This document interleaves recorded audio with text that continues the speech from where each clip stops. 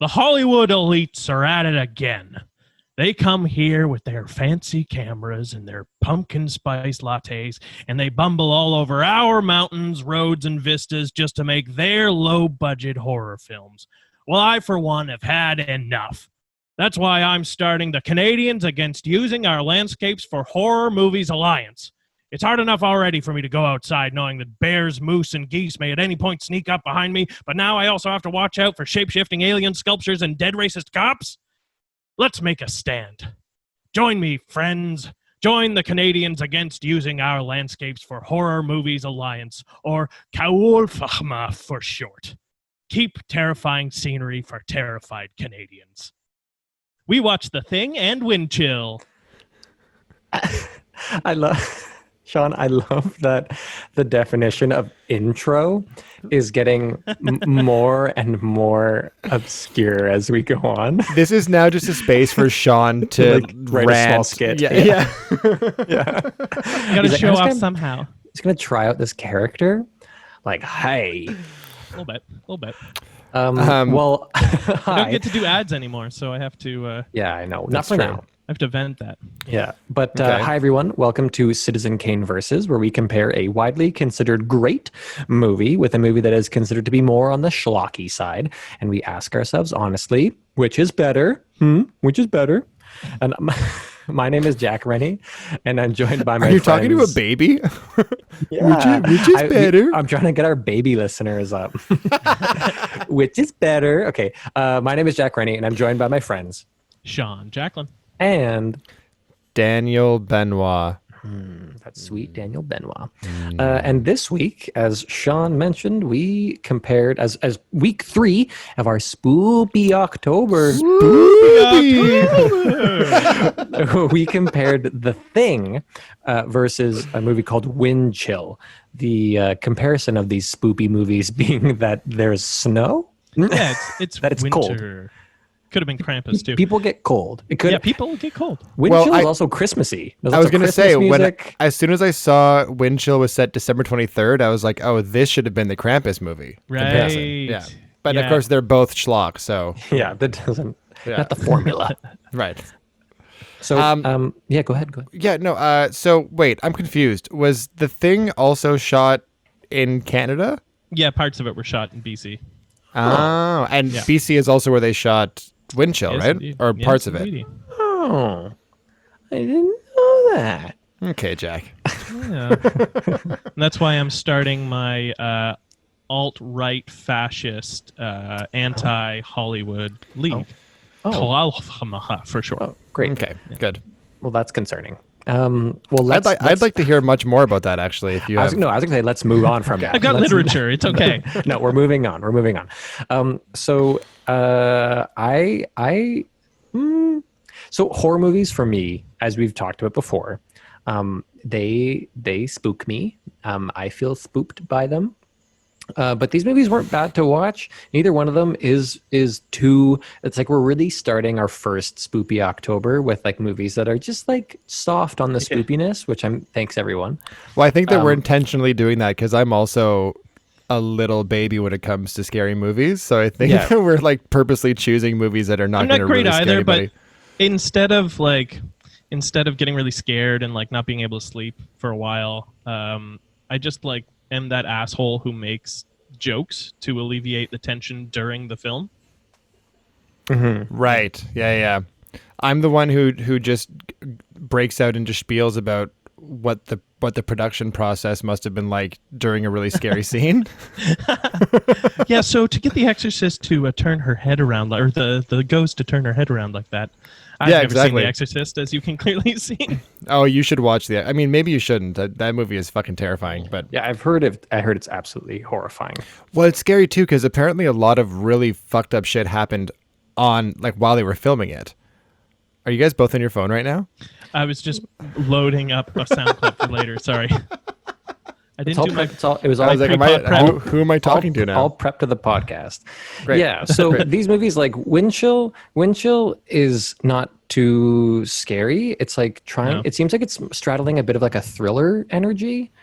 I didn't get that at all. I It's got not thriller either. I got that it was going for it was going for like the traditional campfire turn. ghost story. Yeah. Yeah, right? yeah, But yeah, it yeah. kind of ended up feeling more like a slightly more adult episode of Are You Afraid of the Dark?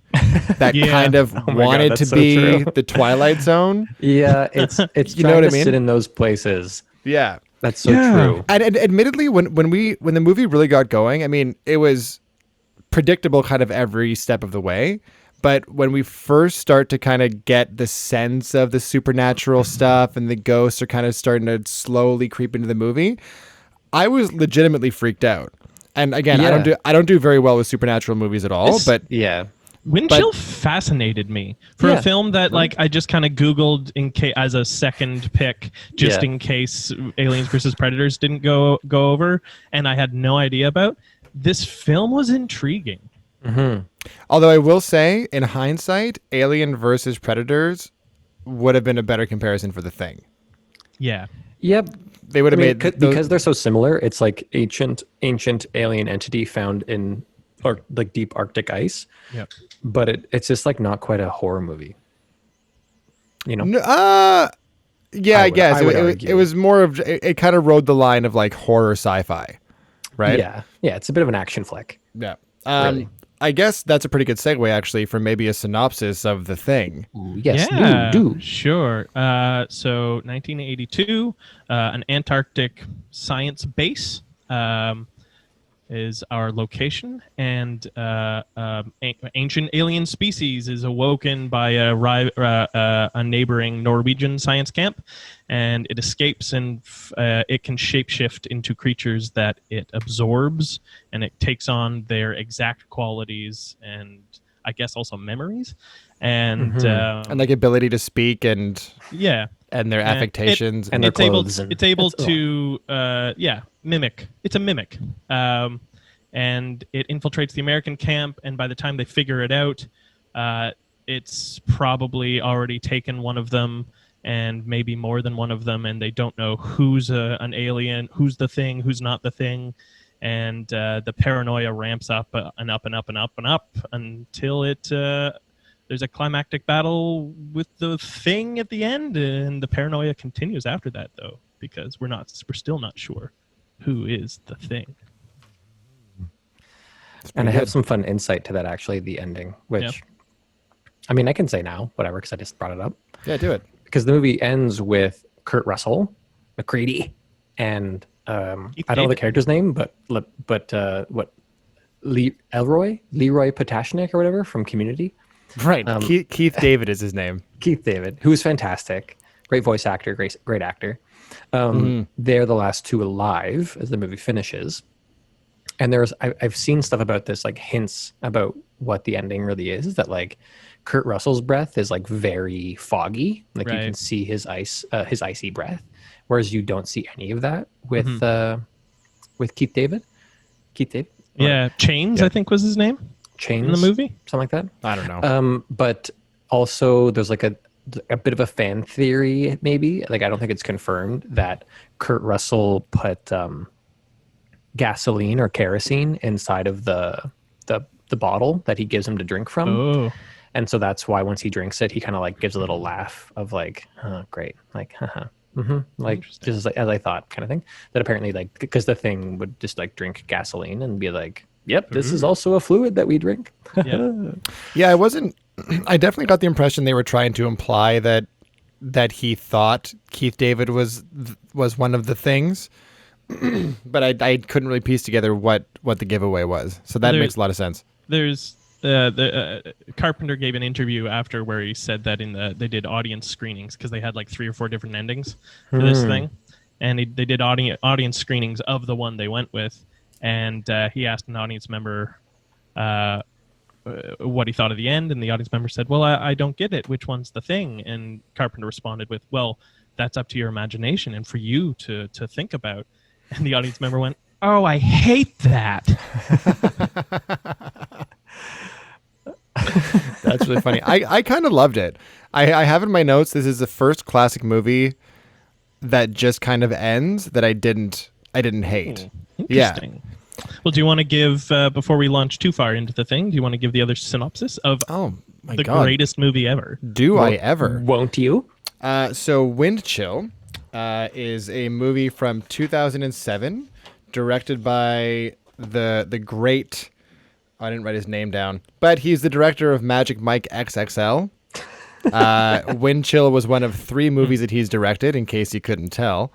And it tells a story of a guy whose name I don't think we ever actually learn. No, it's just guy. Just guy and they're girl, named right? Guy and gal. Guy and gal? There's a girl. Girl, yeah. Girl. Okay. Okay. Anyways, so Guy and girl are classmates.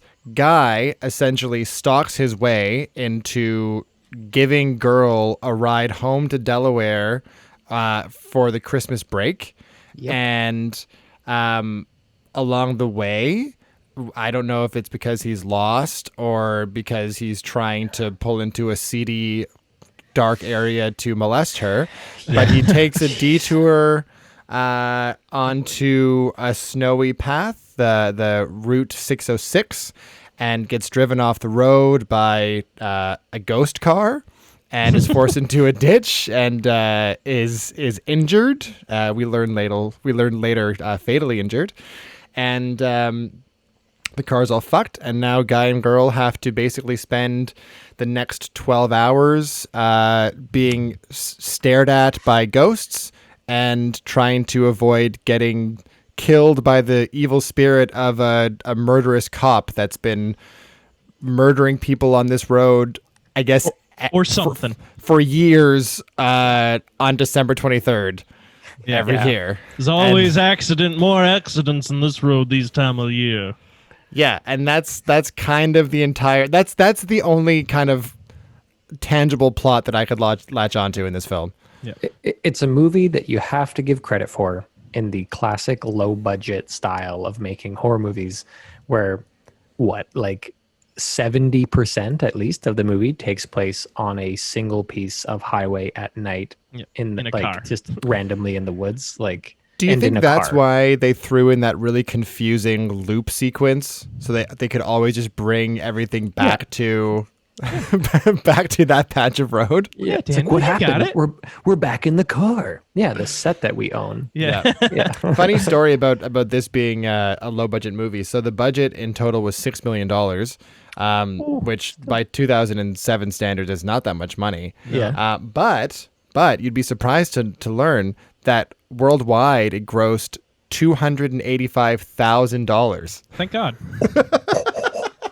And you know why? Oh my god! Because it was released straight to DVD in North America. Yeah. Really? Well, no, it was Well, open in select theaters in the U.S. Oh, was it? Okay. and the U.K. and Ireland, Yeah. and then went straight to DVD everywhere else. I think Sean and I probably read the same Wikipedia page, Oh, actually. that is the only research I do. Yeah. That's so rough. That's so rough. Yeah, I was surprised to see Emily Blunt in a movie like this. Well, this is early. She's This so is like, young. She's this is so her, young. It's got to be one of her first American films. Yeah. Was one she of a her first, British actor features. first? Yeah. She had a few She still really is. successful. Yeah. No, but I mean, She's still- was she acting in the UK first? Yeah, she had a Gotcha. few pretty successful films that she was in there, and then made the leap. Oh, well. Across the pond, La-di-da. as it were. No. Yeah. So that movie was It's a movie. I guess it's a movie. It felt like a convoluted mess. I mean, like I said, I was spooked off the top, and then as soon as they started showing us stuff, that was it. As soon as they started getting into the story and trying to explain the plot, Yeah. Yeah. I mean, it was a dumpster fire. And I also go ahead. Without the main actors and the main storyline that they are on, this film could have been really good. It's just that it's just them, and their little mission is dumb, and then there's a cool premise of a ghost infested road that could have been explored really, really well with a better script. Yeah, I guess. Okay, I'll offer up an alternative. Go.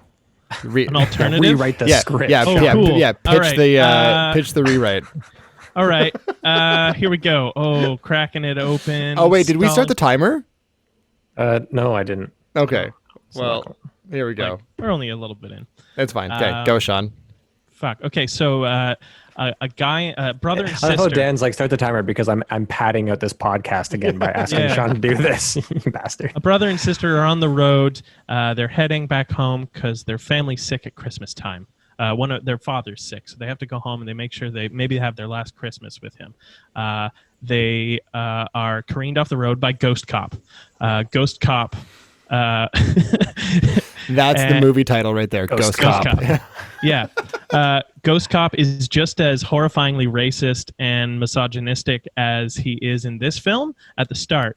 But slowly over the film, our protagonists manage to change his heart and make him realize that there's more to life than bigotry and insanity. Oh, and that's also a shit movie, Sean. With the help of Kris Kringle, they pull the car out of the ditch. No, sorry, I'm cutting you off. They pull the car out of the ditch with Santa's sleigh. Magic spirit. That's way too much already. I think this movie could have been improved if it didn't have, as you mentioned, like the creepy, stocky molestation vibes as the foundation of it. Yeah. Where like the whole reason that they go down this off-road is unclear because he clearly asks for directions, the guy, and then he goes down that road and it's like, wait, was he gonna assault her? Like, was that? I was infuriated by the fact that by the end of this movie, Emily Blunt cares about this guy so much. It's insane. When literally from the moment that we first see him, he is looking at her like he wants to fucking wear her skin. Yeah. Like he. For But anyone He's who the horrifying part of the movie. Totally. Yeah. And they try to pass it off as though he's going to be the bad guy, and like I guess he isn't, but he made it all happen. It's all his fault. It is still his fault, and he was also stalking her. Yeah. Which is never resolved. I mean, he's literally stalked his way into setting up the ride in the first place, and also learned all her favorite foods. Has been somehow? watching her in her dorm. Yeah, that was the thing that was hinted at. And it's not even hinted at. It was direct. Like, she said, "I only wear my glasses in my dorm. How do you know what I look like?" He was like, "Oh, there's a goose or something." And then he knew literally all of her favorite foods. And the only explanation line is her being like, "Oh, I would have loved one of those little crackers, but you already knew that, weirdo." Yeah. I was like, "Fuck, what?" She forgives him super quick because trauma? Yeah. Well, It's because I all guess fine. she sees he's peeing blood. Well, that too. He like, because he was also like tormenting her. Like he was being like, once they actually crashed and their car was stuck in the snowbank and the gas dripped out in like 10 minutes or whatever. He was like nothing short of abusive with her and how he was talking to her, what he was doing to her.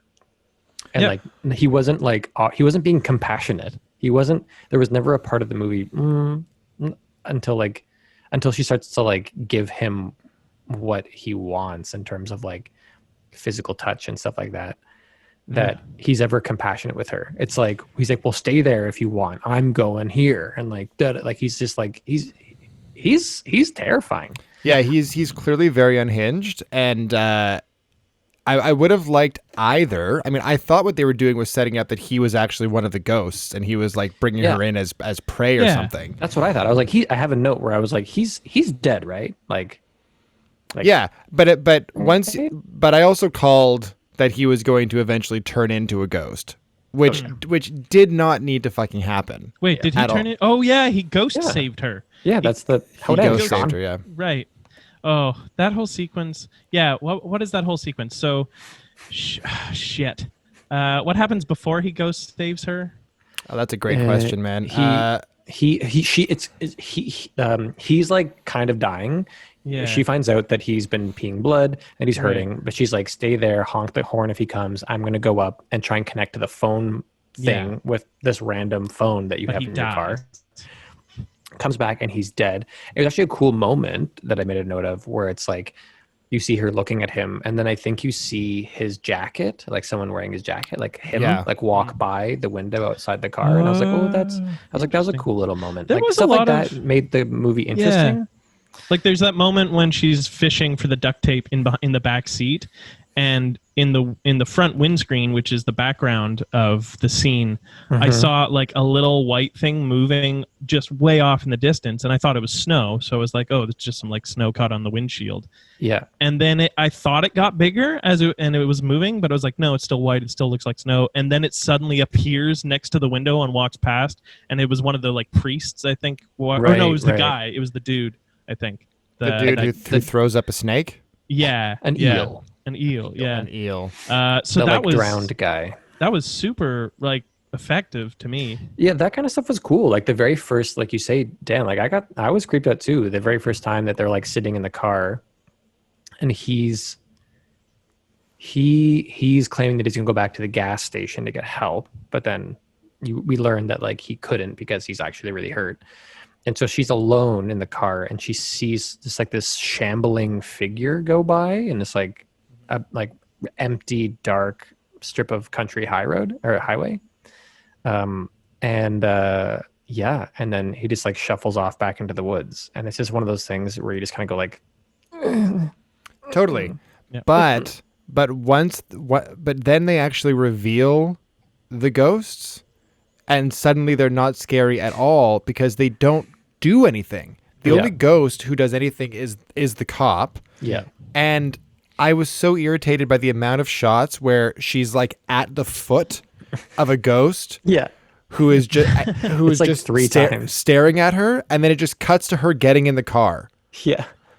Right. Like, and you're like, what that just happened? Yeah. Because she falls from she gets down from the telephone post thing. Mm-hmm. Yeah. And then she like stumbles and falls, and she looks up, and like the dead woman in the white dress is there. And then, like you say, cuts to her getting in the car. And then also there's like the funny one where I think it's maybe right after the girl is the last one. The girl in the white dress is the last one. The first one. I know, but earlier on, I think it's right after she has gone and revealed the shambling guy who he's like drowned and like pukes up his eel. He pukes the eel. And then she like, doesn't she turn and run? Yeah. And she falls and she looks up, and there are these two like very simply like little bit of bleeding head like frat boys in varsity jackets like posing above her, and then it cuts to her being back in the car again. But I laughed at that shot of these two like posing like frat boys. But see that was ridiculous. But that was the moment. So they show the two dead jocks standing over her, which was effective enough for me to be like, oh fuck, this movie's about to get going. Because I thought like the next thing you see is going to be the ghost, I don't know, like eating her fucking stomach or something, like something crazy or spooky. But then nothing. They don't explain what happened to her, like where they went. They like, anyways.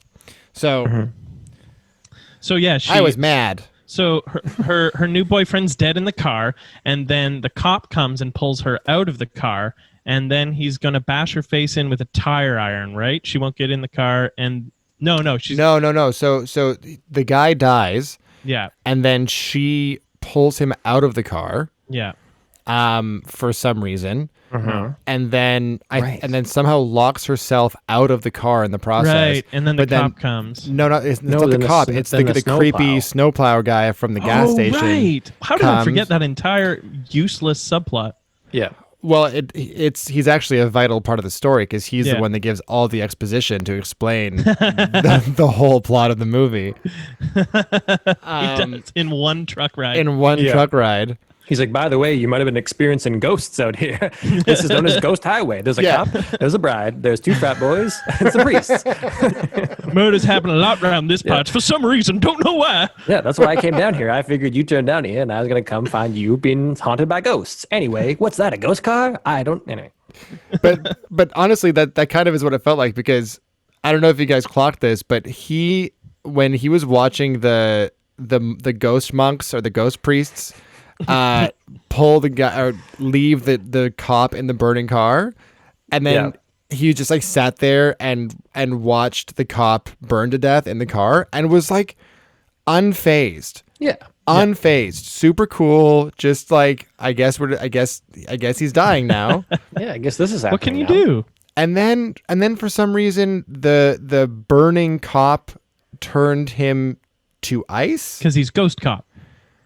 Right. I was confused as to what powers the ghost cop. I why? I wrote him weird. down as Quantum Leap Cop. Ooh, love it. Because Okay. for anybody who hasn't seen this movie, whenever he gets hit in the face, he creates a time loop. Yeah, well, our two main characters had a discussion about what was it?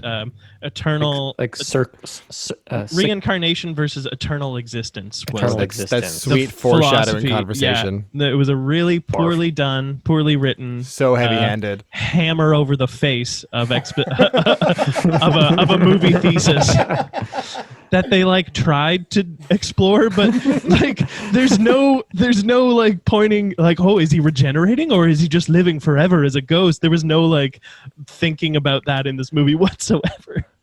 I mean, there was no thinking about anything in this movie whatsoever. It was clear that they were just going for isolated spooky moments and didn't feel the need to really provide any explanation for fucking anything. Yeah. Yeah, those priests infuriated me when they just wander past the valley they're in and look down and then keep walking forward. Once is creepy, twice is like intriguing, 3 times is annoying. But and then they like it seemed like it was implied that like they they were controlling the situation. Like the police pulls up and he's like sees the priest and he's like, we better go inside. We got company. Right. See, I got the impression that they were like the keepers of the forest now. Or something. Yeah. But then there was like the bald guardians. one who like did an open mouth like spooky sound moment. But then they would just like walk away and then they like that happened and it was like, oh, whoa, spooky moment. But then they look up later and that priest is like still standing there, just like, hey, like I'm not a ghost. I'm just like, I just hang out here. So they're the priests that found the 2 dead jocks who also killed the cop when he tried to run them off the road to murder them in the gully. Yes. I don't think that they killed the cop though. It was just a bad car accident. Yeah, he burnt to But death, the priest watched the cop die. Right. So But the priests, when they were alive, knew that he was a murderer somehow. Yeah, that was unclear to me. Or I is it don't know because that they knew that? Is it because they hit Catholicism really heavily at the beginning of this film? So I was trying to pick up on stuff. Is it that the priests are like invested with the power of God to see infinite time loops and know that this ghost cop is a bad man, so they let him burn? I don't know. Maybe I'm reading too much into this poorly written script. Because do we remember what the it said something about the mission of those priests? Do we remember what it was? It was like they were there to were they there to keep the forest, or were they there to? Again, it was pretty obscure that they had this like this cabin that they were living in out in the middle of the woods. And then newspaper magically appears on the windowsill and gives more exposition. No, it doesn't magically appear. No, he finds the newspaper in the cabin where the priests are dead. Right. Okay. And when he gets to the priest's cabin thing, does he? So he ends up realizing that they're all dead, frozen there. They'd all frozen in this cabin. In their sleep, apparently. These are the priests, in their sleep and stuff. Yeah. These are the ghost monks, yeah. And then as he's leaving, was there a shot or two of like the priest's heads like turning to look at him and stuff? One. Yeah. Then when he looked back, were they gone? I couldn't tell. I literally couldn't see when they like. I don't know. Because there was a shot like he looked back after. Yeah, he, and there was an empty room behind him, and I too was like, are they gone? Ghosts? Or what's happened? Like, are those the ghosts or are those the bodies? Yeah. Or is it like ghost bodies? Again, the writer didn't think that far ahead, I think. They were just like, hey, and maybe they're gone. They're like, this might be scary. Yeah, it's like we're frozen there, and then as he's leaving, like one of them looks after him, and then he looks back and they're gone. It's like, how does that pertain to like the logic of? I don't know. It'd be spooky. It's a ghost story. Yeah, it's like. Okay, so for a ghost story, I'm going to play you a little clip right now of sounds that made up probably 60% of the dialogue in this film. Okay. All right, I'm going to put it up to the microphone. It's just a screaming goat. This for sure isn't going to work. I can't wait.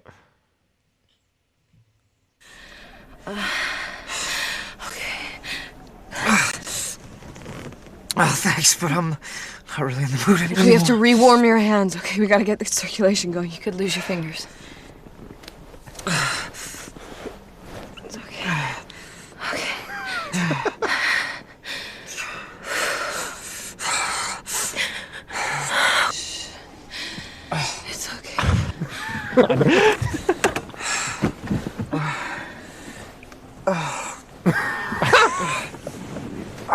There's a throat gulp coming up soon, I think.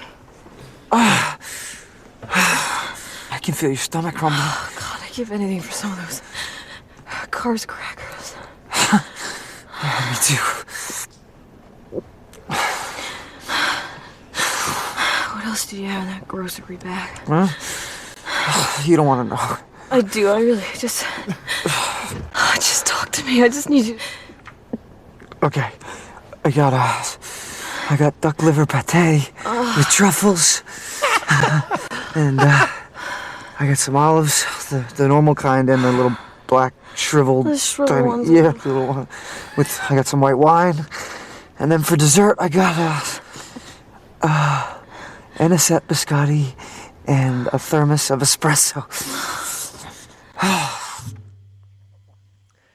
That is real audio from the movie. Wow, it sounds filthy when it's Aaron just and audio. I Eh? were gutting ourselves as this played, and I knew I had to find it. Ooh. Where did you find it? Did you just go back in the stream? Or? Yeah, I found an app that can like record within Chrome. So I just took a little chunk, but yeah, it's but that's not the only time that like the majority of a scene is just them panting heavily at each other because they're cold. Yeah, But acting it's- cold a lot. But Yeah, there that's- needed to be someone on set being like, "Hey, just so you know, it sounds like we're making a porn right now." Like the audio guy is just Yeah. snickering to himself the entire movie. But I mean, like, welcome to horror as a genre. Like, Yeah. sounds like making a porn. These things usually look like they're making a porn. That's true. That's Like, true. like this movie had a remarkable amount of no boobs in it. Yeah, same with the thing. Same with The Thing. There is a miraculous average of half a woman in the films we've watched this week. That's right. Yeah. Yeah, I mean that ratio is a little better given that the other movie. Well, no, because there's also the lady in white Oh, true. in Oh, Wind Chill, all right.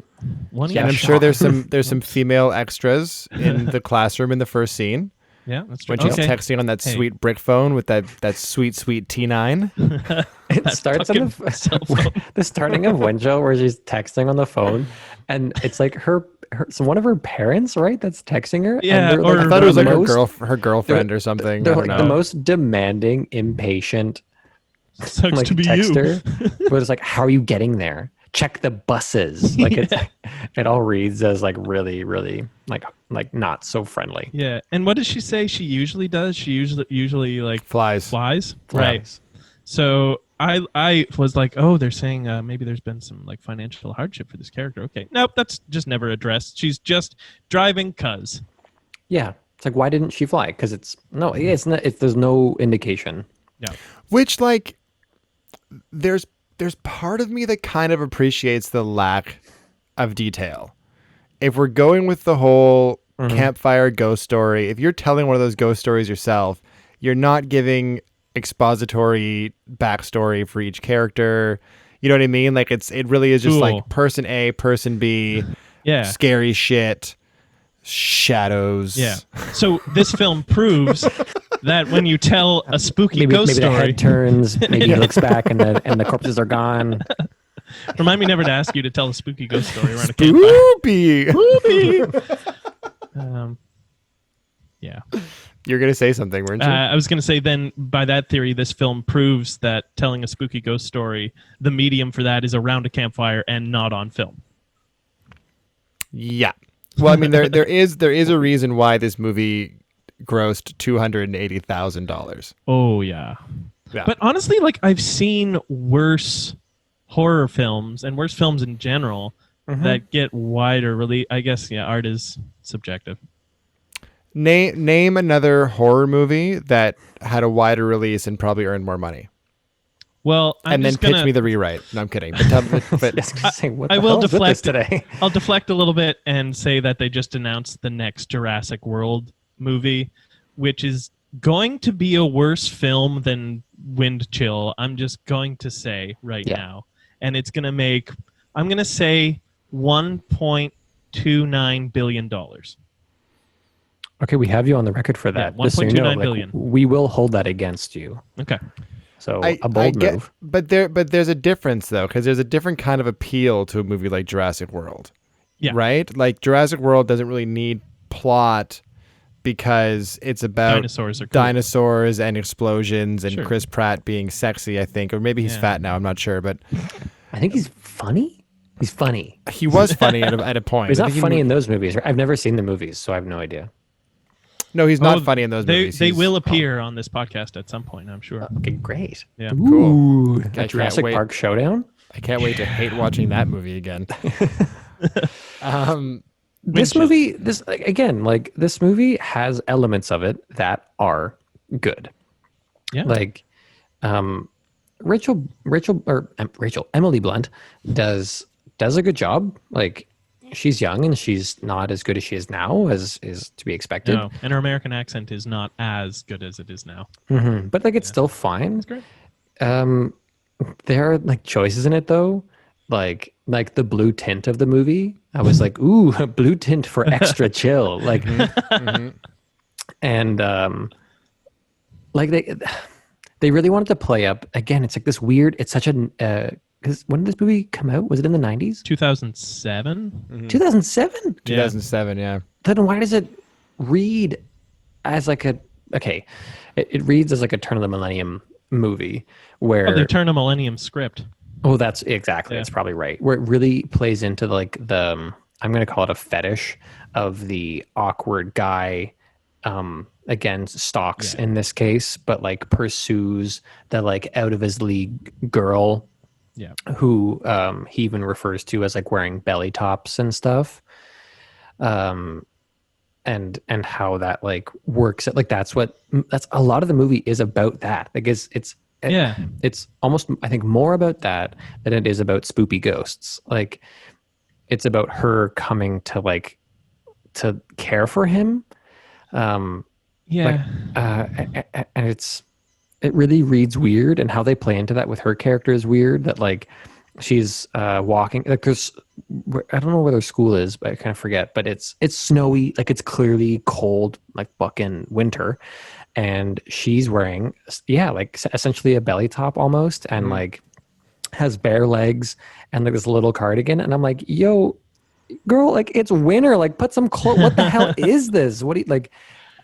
I imagine she must have been pissed that her wardrobe was that, or it's like, are they trying to make us think that she's dumb, like, or like vain? I was like, why are they? I guess she is a little bit because she doesn't want to wear her glasses. Like, it seems like they're trying to cut her down to make his stockiness seem more somehow balanced to her like character flaws. Like, it's weird. But they go out of their way to establish that she's intelligent, because there's that whole conversation in the car where she talks about that she's studying philosophy. And what is she studying? Economics like, or neuroscience or something? Yeah, It's something like Neurobiology. or engineering. Again, it's something engineering. It's engineering, right? One of those. Insert smart degree here for your character. right? Yeah. But they make a point of highlighting that she's intelligent. But yeah, you're right. Like every decision she makes is that of a stupid person. Yeah, they Like seem like I said, like they seem to want to make us think that it's not like regular person is like harassed by problematic person, but like two people figure out like how they're right for each other. What she really needs all along is someone who will Wants drive to wear her her? skin. wants to wear her skin. Yeah, a little bit. How far away is the restaurant that they keep, or the gas station they keep trying to go back to? Because Unclear. when we first see it, she goes to the bathroom without her shoes on, which I was like, that's not gonna be a thing. And sure enough, she has to put her shoes on to go to the bathroom. And then they drive for. It's still light outside when they leave the restaurant, and then it's pitch dark when they crash. And they've been driving for a while, but somehow at the end of the film, the gas station is just on the other side of the trees. Well, no, I mean, it does seem that way. I guess they're trying to imply that he just walks her all the way to the gas station, however far it is. Like a gentleman does, tips fedora. Another question that I have, though, now that we talked Yeah. about them being in the gas station, Yes, is because I want to ask stuff about the gas station too. what the hell were they trying to set up by nobody hearing her scream in the bathroom? Yeah.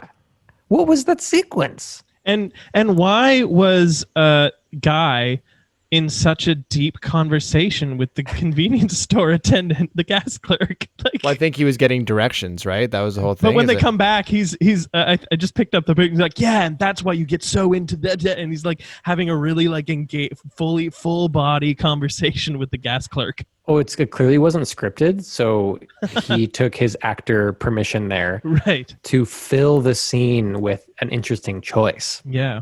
Yeah.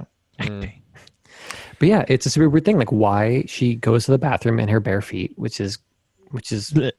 gross. Well, because her nails aren't dry. It's like, why were you painting your? You know what I mean? Like they're trying to make us feel that she is devalued by what her actions are leading Yeah. up to the crash. you And know? also kind of a bitch. yeah, Yeah. She's like- not nice at Yeah. all. she's not like super willing to talk to this guy who's staring at her in this car. Like, Yeah. yeah, it's all weird. But then so she goes to the bathroom in her bare feet, and then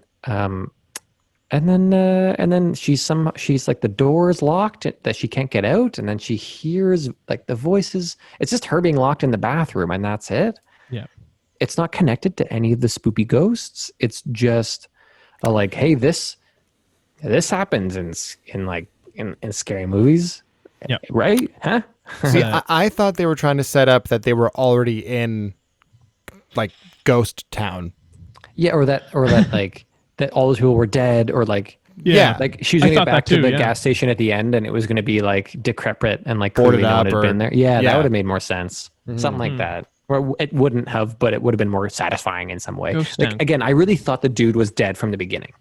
Yeah. Well, they keep pointing at people and making you believe that they're bad. Like the trucker the plow guy that eventually comes and rescues her is in the diner, and it gives a moment of like shifty focus on him. Right. Yeah. But they're like, why is that woman wearing a belly top and no pants and no shoes in the winter? Yeah. Doesn't she know people die around these parts? Particularly, there was a cop who. We'll have fun on Murder Road. Okay, yeah, I would just turn down Murder Road. Oh, it's about that time of year. I'll bring my plow around in about 13 hours. I was itching for there to be a wizened old man giving warnings not to go down certain roads, because I love that trope. I want to use that in everything I ever create. But it was so close to happening in this film, but we missed it. Which, I mean, now that you mention it, it would have made so much sense to put it in this movie, because this movie is just trope after trope after trope, and then they miss the most obvious one. Yeah. Yeah. You need your creepy old man who like disappears on the horizon when he goes away. See, I thought the creepy old man was going to be... Well, I guess here's the thing. The creepy old man you're talking about was actually the gas station attendant. Yeah. Yeah. So we missed, highway's your best bet. you could turn that on its head, and the creepy old man is literally just a creepy man behind the counter who makes like really offensive comments about your physical appearance. Oh, that's good. There's another thing I want to flag. I seem to be the one who noticed this. Like I noticed this in Olympus Has Fallen, and you guys said you hadn't noticed it at all. Was Gerard Butler in this movie? Yeah, he was in the tree line. Yeah, Just stalking. He just was plays one of the the Scottish trees. ghost? Actually, he's like, I'm a tree. I'm really trying to differentiate the roles I'm being given. Look at me. Okay, here comes some wind. Anyway, this movie, it's again like a sign of like a pretty shoddy script where it adheres to the annoyingly specific timestamp thing. Where it's like, yeah. what time is it? It's 10:12. Like 10:12. I felt like I was watching an episode of Law and Order. It's 6:29. It's 6:30. It's 6:30. But the film made a point of showing us that his watch died at the same time that the clock radio died in the car. So And they had I was like, died, you thought? no, I was like, I guess the ghost turned off time and they're just stuck in this regeneration loop, because I was picking up on all the little crumbs they were leaving, and then they just refused to give me the full sandwich at the end. Yeah, totally. I was like, yeah, absolutely. Again, it seemed like they were gonna like have some neat stuff.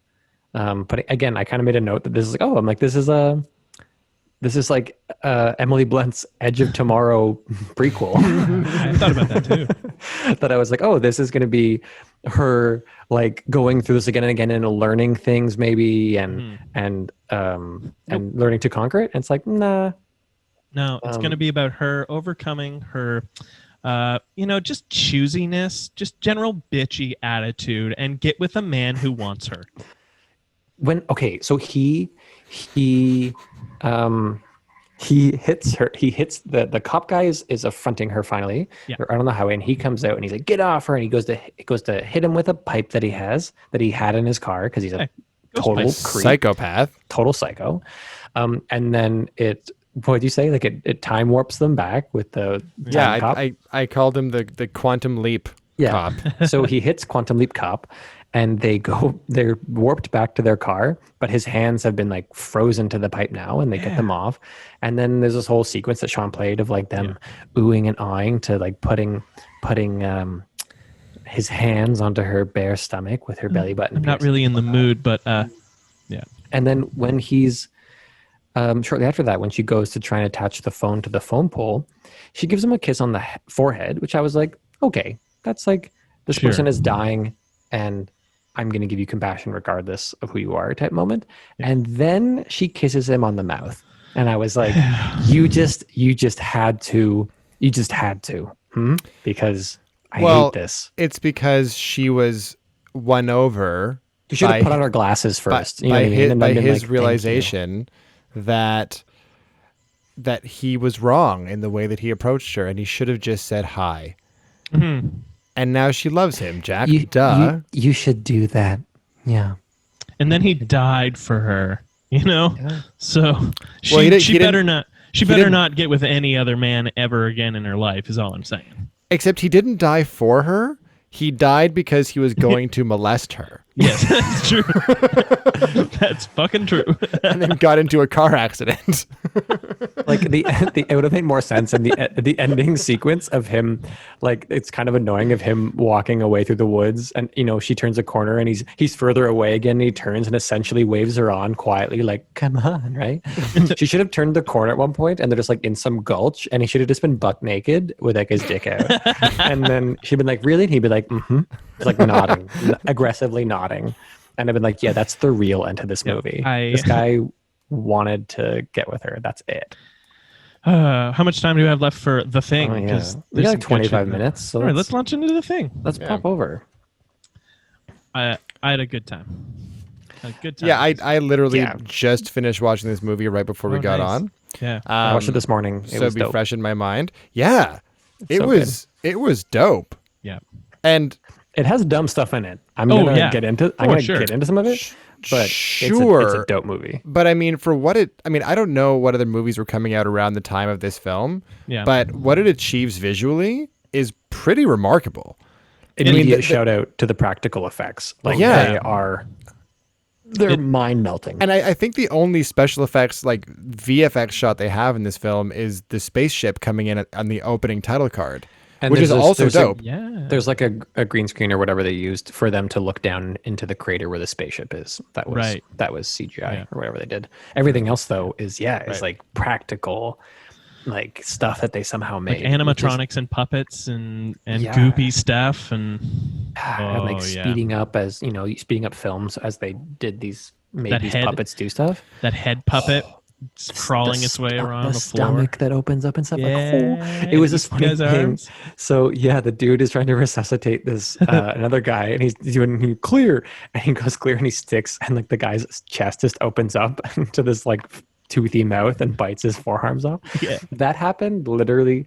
I had paused the movie because I got a phone call from Miranda, and she was like, how's it going this morning? And I was like, it's good. I'm just watching The Thing. And she was like, how is it? Is it really scary? And I was like, it's actually not too scary. It's like there's some kind of gruesome moments, but it's more like you're awed by the practical effects. And like really this movie feels like it's spooky. It's kind of, there's like a horrific element, but it's like a who done it, you know? It's like who do we suspect? Yeah. It's that kind of thing. And she was like, oh, that sounds actually like I kind of would have liked to watch that, because she's even worse with spooky movies than I am.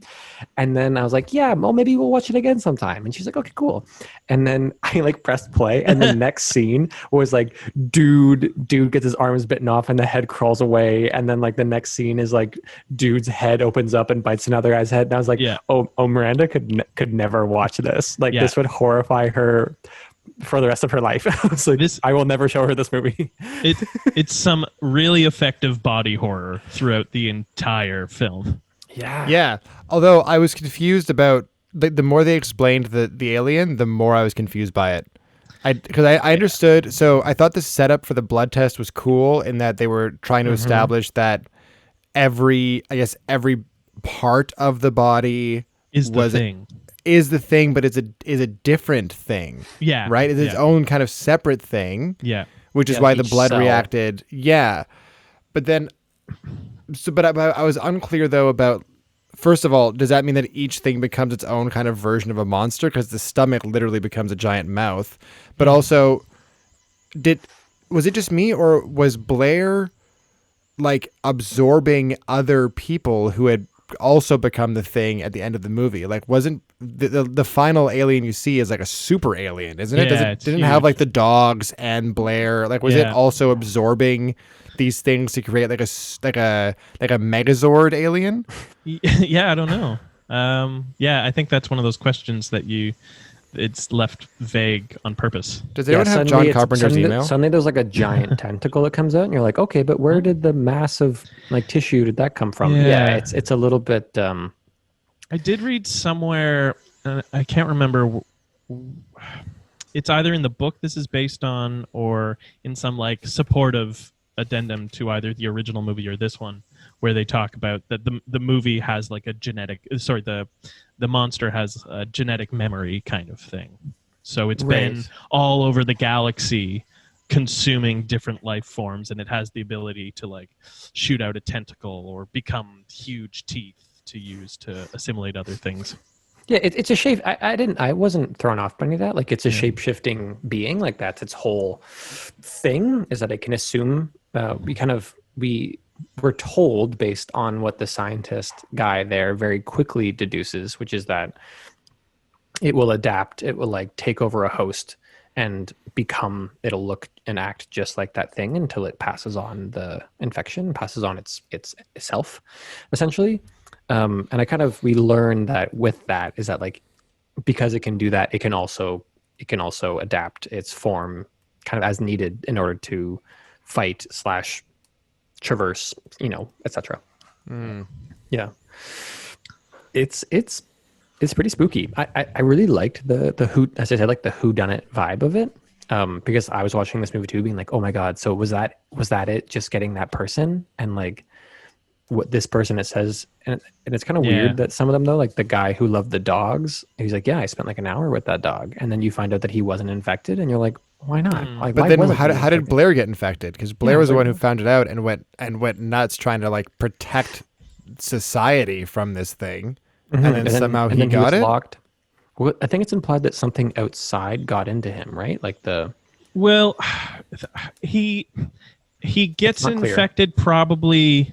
He gets infected early in the movie before they even like bring the corpse from the Norwegian camp over. We just don't see it, and it's kind of a pull the blanket out from under you kind of thing. Because I think it's when the dog, when they leave to go to the Norwegian camp, and the dog looks out and he's kind of shifty. I think he's supposed to have then infected Blair at that point. Sorry, is Blair like the chief scientist guy who freaks out and destroys all the stuff? Wilfred Brimley, yeah.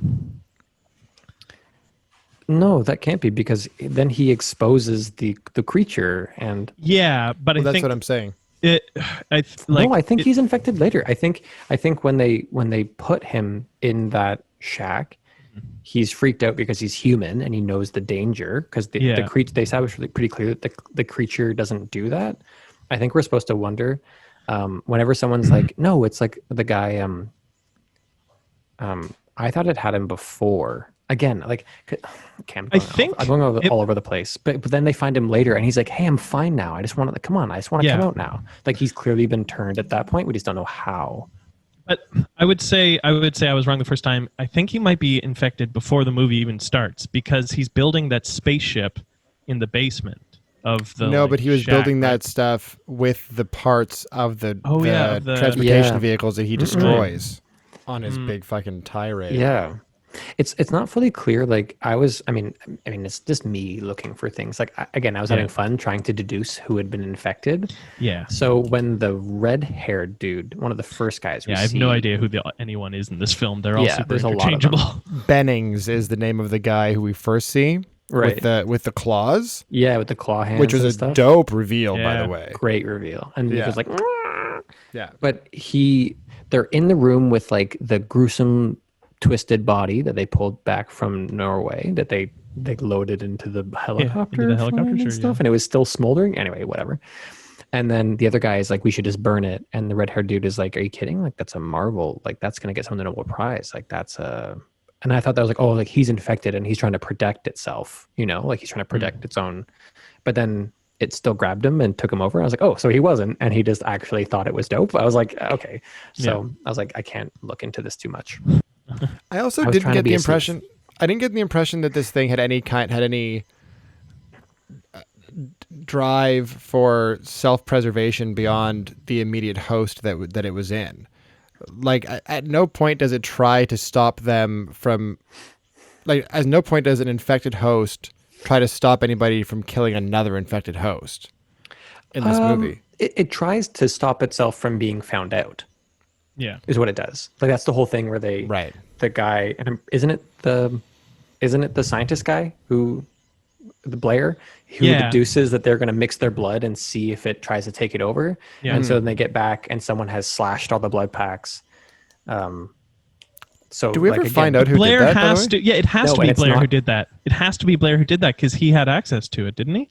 No, the doctor and the older white guy had access to it. That was it. Who both weren't infected. It doesn't make any sense. So it has to be Blair. Blair has to be like the thing in Blair has to be self-preserving by acting as Blair would act in a situation like this.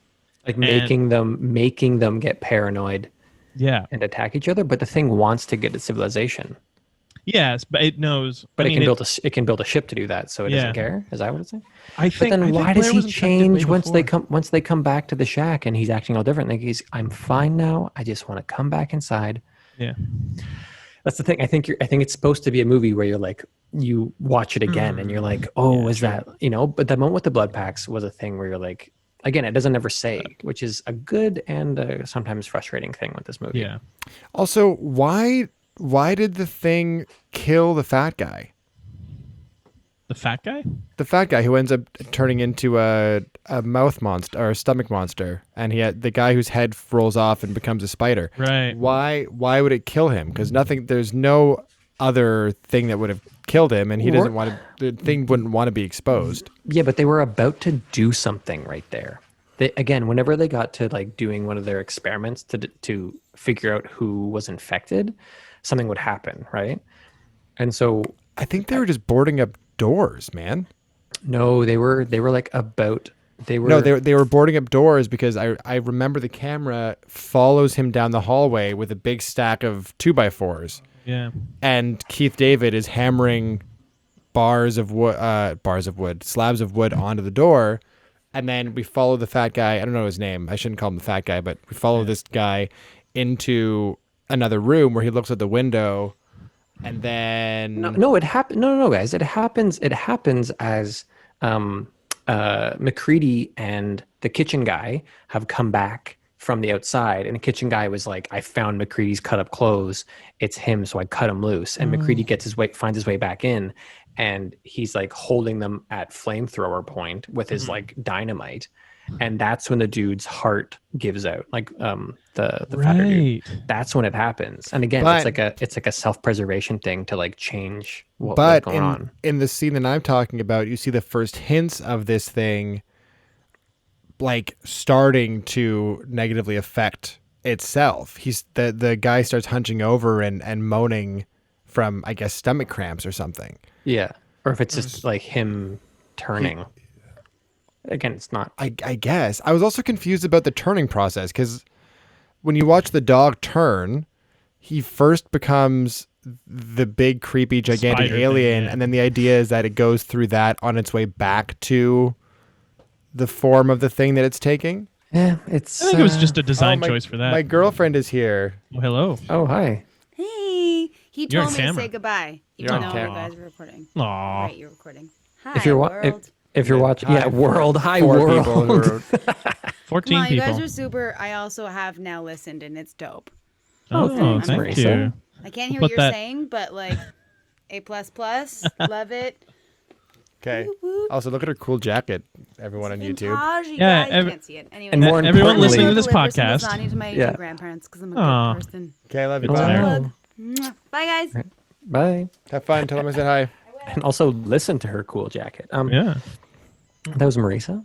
For anyone, now you have to go check out the YouTube channel if you want to know what Marisa looks like. Whoa. It's a little bit like The Thing. Just a bit. More tentacles. Pretty close. Yeah. Yeah, I mean, it's like I said, wait, it's like an intriguing part of the movie that you never fully know how this thing works.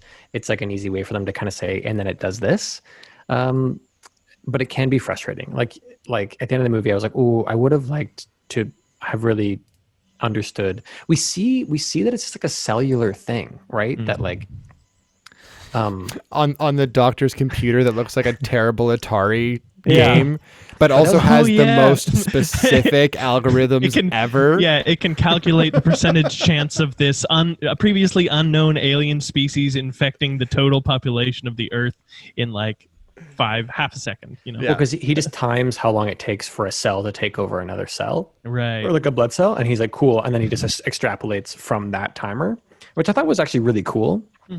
And why, again, I would argue that he wasn't infected at that time. Yeah, because that's just him in that scene, eh? And then he like, goes why would he be nuts. doing that? Yeah, and then he's like goes nuts, being like, he's like, I'm gonna destroy Movie! this station so that it doesn't get to the world, right? Right. But we see that it's like a cellular thing. So I thought that red-haired dude was infected right away because the husky that the Norwegians yeah, are it licked chasing him. in their helicopter, it runs up and it licks him on his mouth. Yeah. And I was like, Right. oh, he's infected from day one. But then it grabs him later. And I was like, oh, so I don't understand how this thing works at all. And then doesn't the dog bite someone under a table? Like him Same again? guy. Same Same guy. guy. So I'm like, is it what's happening? Yeah, I was think it has to like wholly consume it. I think those moments are like moments that Carpenter put in there just to like kind of spook you out a little bit. But they also don't actually do spooked anything. by how well trained that dog was. Yeah. It was such an expressive dog, and how they somehow got it to walk to a doorway and like pause and then look and then be still and then move, and like I was like fucking crazy, bonus points for this incredible dog. Way to go, Husky. I've been. This is totally related to what we're talking about. I've been watching this new docu-series on Disney about them training guide dogs. Ah, the Evil Empire. Yeah, but it's actually like crazy intense how much work goes into training these dogs. So, I Nice. mean, it's kind of related, but I just thought I'd plug that show that you guys should not watch because Disney's terrible. Yeah, no, I won't give any money to them. Yeah, but no, thank you. maybe I'll pirate it. But yeah, well trained dogs are amazing. Yeah, it's pretty impressive. No question And about it. I was shocked at how how poor of shots the Norwegian scientists are. They can't shoot a dog from 20 feet. Nope. Come on. What That was he sequence- infected though? No, No. he was trying No, to kill they- the infected dog. Yeah, they're trying Yeah. to kill the infected dog. Yeah. Right. Yeah. He also had butterfingers too with that grenade. Yo, that was bad. I- that was hilarious. I groaned heavy at that. I was like, oh, come on. I was very worried at that moment because that's like a minute and a half into the film. And I was like, oh, if this is the level of like idiocy we're going to see for the next hour and a half, I don't know. The Yeah, me first, too. The first 5 minutes of this movie are a bit of a roller coaster. Again, like I could have done without actually the opening shot of the UFO teetering into orbit and landing. I was like, Yeah. okay, Yeah, like, because we know that it's a spaceship later when they come across a spaceship. yeah. I was like, you didn't need the shot, and it was just weird. And then I was like, okay, so I'm noticing a higher budget than the other Carpenter movie that we watched, 15 million. Halloween. Where it's like we went from prolonged walking down the street shots to like an Arctic helicopter chase of a husky with explosions. Yeah. I was like, okay, you have more budget now. But then the whole sequence is kind of a little bit frustrating, and they can't speak English, which is bull. Everyone in Scandinavia speaks perfect English. Right. But then the grenade miss, I was like, oh, what is this movie going to be doing? But it just wanted to like set it up more. Well, I think they were also setting up the fact that this guy had kind of lost his mind a little bit, having dealt with the trauma of the alien encounter, right? So Yeah. I don't know how steady of a shot you would be, or how good of a throw you'd have for a grenade. That's fair. After Yeah, they're like freaking out. They like burnt all their friends. yeah. Yeah, yeah, totally. Yeah. I wrote It's down that dark. I really wanted to have a prequel movie that just takes place on the Norwegian base, but it looks like the book is actually the story is the Norwegian thing, and they just like pulled elements that they liked from the book and made it a completely separate American camp, and did the whole like it came from a Norwegian camp to make it different. But in the book, like they find the spaceship, and then there's the pilot is like outside in the ground, and they carve him out of the ice and bring him up, and he thaws in front of them, kind of thing. Yeah, That would have been. I don't know if that would have been a cooler movie. than yeah. this. I like that. There's like this aura of like something's already happened. Yeah. Hmm. It's a great way to get the movie just going, and set off like a what the hell was that about? Yeah. There's some stuff though that I like. Again, there's a couple of things in this movie that are just what I call convenient inconveniences, where like I was like, oh, the convenient radio outage, and I was like, if you can fly a helicopter through the weather, you can get a radio signal through it. So what's going on? Like, did the thing do that? Because so you haven't explained that. And then I thought it was a pretty cool sequence when they go over to they actually go to the Norwegian base to find out what was going on. And I was like, ooh, I'm calling it. There's going to be like a convenient audio recording. And then it was a video recording. And I was like, so close, so close. But that sequence was cool though. I liked, although again, there was like the guy they found who had cut his wrists and his throat, and it was cool. They had like his blood had frozen. Like frozen. Yeah, that was so cool. But he'd also cut his throat like halfway through, like half of his neck. And I was like, you can't do that. Like you can't. And your wrists, like what was going on? But wasn't he tied to the chair? Were they implying that he killed him? That he did that to himself? Oh yeah, suicide. But he wasn't tied. He was just sitting frozen in the chair. No, I didn't catch that. I was in so much awe about the frozen blood droplets from his wrist. It was really cool. It was really cool. I watched a little bit of the 2011 The Thing to see how it might compare, and the monster in that one, it looks like they essentially just took the designs from the one we watched and CG'd them. So now instead of the monster like slowly coming out and being like and like coming towards you with suspense, it's just this weird tentacle thing that flips around and like sucks chunks of skin off people, and it was a disappointment. This is so obviously not a movie that needs to be remade. Yeah, Like It was already a remake. Was it? Yeah, there's a Thing made in 1951. I think like The Thing That Came from Space is its full title, but The Thing. Okay. Oh Well, yeah. And it's based on a book. It called came. Who It Goes came There? from outer space or something, right? I think No, in it's 19 a different one. It's a different Yeah. thing. Oh, Yeah. okay. I think a 1950s version of this movie would for sure have to be remade, but this one, But this Like, is like this- perfect. it's as close to perfect as you're gonna get. Part of the appeal of it, part of the mastery of it is the practical effects of the movie and what they were achieving for the time, right? And it was panned. People hated I read that. this film when it so came weird. out. So weird. It made It didn't make any money, did it? It lost money? No, I read that it was kind of just like a mediocre outing. I didn't Right, I yeah, didn't it read made like that it $4 was million, I think. yeah, like it wasn't a complete flop, but it wasn't by any it wasn't a hit by any stretch Yeah. of the imagination. It wasn't until later I don't remember why. Yeah. And that well, it, and it's what I saw from different like little interviews and stuff was that he it came out in 1982. This came out like 6 weeks after E.T. came out. So people had already had an alien film that was really positive and was about like cooperation and look at the beautiful things we can do as a species if we just like open our hearts. And then this movie opened on the same day as Blade Runner. So Blade Runner already had the like sci-fi crowd. Oh. And then this film is a pessimistic movie about not being able to trust your friends and like having to burn down everything around you. And people were just like, no, we're done. Oh man. Yeah, I can see that. So then what was it that caused it to get famous later? I think just rewatchings, like home video, that kind of stuff. Yeah. Interesting. Which is anybody else disappointing. Go ahead. Oh, I was just gonna say, was anybody else a fan of Kurt Russell's dope bowler hat? Or not a bowler hat, but his hats were annoying. His hats were annoying. I loved it. His hair is incredible though. And his beard is sweet. His beard and he looks. With the hat on, I was like, no. But when he took the hat off, I was like, yes. Well, the hat is the opposite of what you need in the Arctic. It's going to blow away. Yeah, but that's true. He's a pilot, so he's a cowboy. Oh, yeah. I also liked him. I thought he was more sexy when he came back and he was frozen Kurt Russell. That was also a With the good looking Kurt icicles. Russell. Yeah, it was a good look. It was. Yeah. Oh, man. So what was the light? So he's like, when I left home 2 days ago, I turned off the light. And he looks up and the light in his room is on.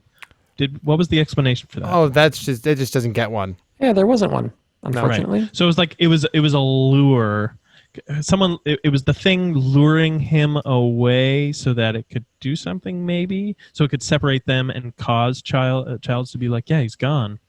I lost him. Somebody was clearly trying to set him up because that's where Knowles finds the ripped up uniform from McCready.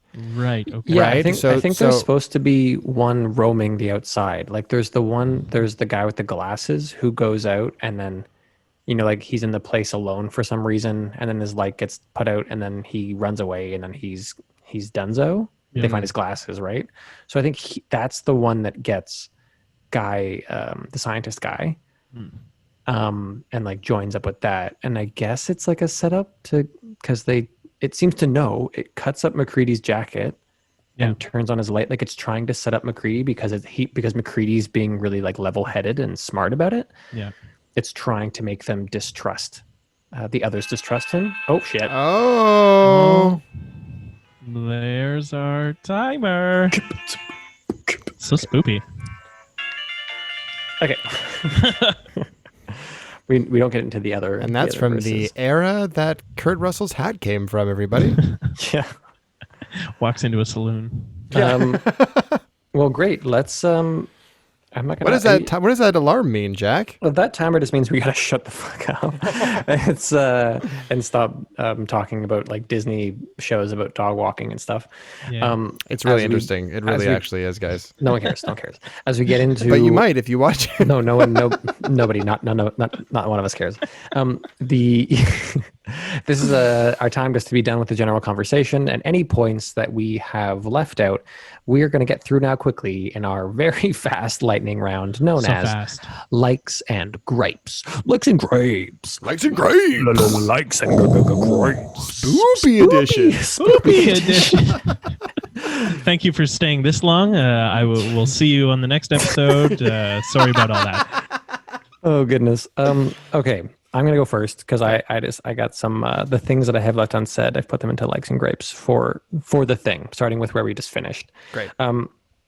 I actually have a number of gripes with this movie, of things like how their experiments are based on them just like concluding things about the thing that happen to be true a few too many times are a bit of a gripe.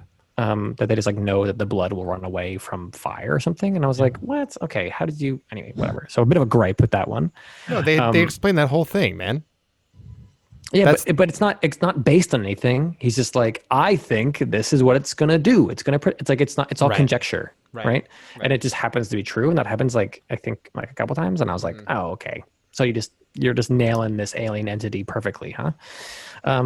The number of times they're like, quick, torch it. Okay, no, quick, put it out. Bothered me, so that's a gripe. Again, the scene where the stomach opens up and grabs the guy's arms was fucking so dope and so like creepy and awesome. I was just like, my jaw dropped. I was like, it's terrifying, but like I'm in awe, and it's a big like. Also, it's kind of a like because I laughed at it, but it's because it's a gripe where Kurt Russell, one of the guys who they set on fire, who was the thing, like ran out into the tundra, and then he lights a piece of dynamite to throw it at him. I was like, hey, Kurt, he's actually on fire. But good job, buddy. Good effort. And then the fact that they split up at the end. The fact that they were like, the three of them knew that they were human, and they were like, great, we're at the end of this movie. I'll stay here. You go in that room. You go in that room. I was like, eat shit movie. Like, because for the most part, they were doing things that humans would do. And that's why this movie was effective, is like, shit, that's kind of what I would be doing. That's why it works more. And then the ending was just like, and let's just wrap it up. We got to make sure these characters are taken out. It was pretty dumb. So that's a gripe for me. Go. Thing. Do you want to do your other likes and gripes? No. Okay. We'll do movie by movie, I guess. yeah, We're still all right. working out the format, We're working guys. it out, folks. Who knows? Likes for the thing. The mountains. They're pretty. This is gonna be a nice lightning round. The score? I don't know what that means. There's always one. The model corpse, the model of the corpse they find in the Norwegian camp and bring back is just so dope. detailed and beautiful. So dope. And horrifying. And I put the thinking I'm doing as a like. It was a thinking movie where I kept having to use my brain. I couldn't do dishes during this one. Gripes. At one point I forget the exact thing, but they're like, oh, what's that? Oh, it looks like a problem. And someone just responds by going, who knows? And like, I guess that's the end of the scene. And the probability game, I have no idea what these notes are about. All right, that's the thing. The probability game? Cool. Mine are like the just practical effects generally in this movie are insane. Like Kurt Russell's hats. I liked Blair's epic meltdown when he's freaking out and just destroying all the machinery. I in general, I just loved his entire performance. Yeah. That guy was a dope addition to the film. He's great. I thought that giving the doctor in this movie a nose ring was an interesting touch. Not really sure if that's a like or a gripe. It's kind of just a thing that I noticed. I don't know if you guys caught that. He has a gold nose ring on his right nostril. Yeah, he really does. Maybe the Thing version of him does. Maybe we have to look closer at everyone's nose to look for gold nose rings. That was the tell. It's like, when did you get that piercing? A while ago. I had a gripe with the fact that Kurt Russell was drinking throughout the movie, only because if I was in that situation and there was literally an alien invading my home, I would not be able to drink a drop of alcohol. So I thought that was But silly. if the future was bleak and there was no hope, wouldn't you give in to your base urge to be shit-faced? Not if I was still trying to save the day. Right. Okay. Right. I liked a young Keith David. He was, it was cool to see. I've never seen him great. do anything where he was like a younger guy, and he's awesome. Asian Cody Banks, he's pretty good in that. I'm going to pretend I didn't hear that. So they're during the blood test scene, right when they're getting to Palmer's petri dish. Palmer was like the tinfoil hat guy who was just like the weird conspiracy theory one. Oh yeah. He gives this look of like, all right, here we go. And then they test his blood and it turns out he's an alien, and then he goes in this killing spree. But I thought that one moment was so interesting. It was so subtle, but also it was beautiful. I thought the blood test in general was a really great sequence. I thought it was a really great way to build suspense. Yeah. And the explanation was enough for me to be on board. I also thought that the crossfades, they use them frequently in this movie to kind of just show the passing of time, and they're all silent crossfades. I thought those were really effective. I liked the ending. Nice. I like the ending. Yeah, the testing scene was I like the funny moment where they first test the guy who works in the kitchen, and then they have a look of like, and then the next shot of is him standing. Is him holding the flamethrower next to Kurt Russell. That was a moment of like comedy in this. But there was one other gripe that I just forgot. I'm going to add for the thing before I move on, which is that they never explain. What? Lightning. They never explain how their Arctic station has like essentially a morgue on it, that they have tables that they can dissect things on. I was like, what? Why does the Arctic research station have this like... Anyway. Well, they're 1,000 miles away from civilization, and it's you gotta have freezing the cold. necessities. Gotta have a morgue. Somebody might die. Yeah. There's a doctor there. What are you gonna do? Put them in the snow? Oh, you could put them in the snow. You could put them in the snow. Actually, that'd be pretty smart. Eaten by penguins. I don't have much for wind chill because we talked about most of it. I have one like and one gripe. Go. I have one gripe for the whole contrived thing of like, oh, your trunk is full, so I couldn't fit the groceries in. You have a back seat. I hate your but it's filled with duct tape. I fucking hated that every time they brought it up, because they brought it up a lot and it pissed me off every time. So it's a big old gripe. You have a back seat. Put things in your back seat. And my like is the fact that there were only like 11 people like listed on the credits of this movie, and the last one is for eel puppeteer. And so big old like for eel puppeteer. Boy, oh boy. I thought that eel was CGI. Nope, it was puppeted. Practical effect. Just like The Thing. There's the connective tissue. Yeah. These movies are like siblings in cinema. Okay. Yeah. Go ahead. For wind chill likes, I put Emily Blunt's accent, because it's just like she kept slipping into English in into her English accent parts of this, and it was great. I loved it. I already talked about the guy in the background that like slowly gets bigger and like shocked me, and like most of the horror moments of this film are cool and fun. It just, they happen in a bad movie. So the horror moments I'm giving a like. The gripes. To Delaware, need a ride. I put that down when I first saw it, because I was like, who is writing, like, I'm driving to Delaware, who needs a ride? It happens on Craigslist now. Yeah, right.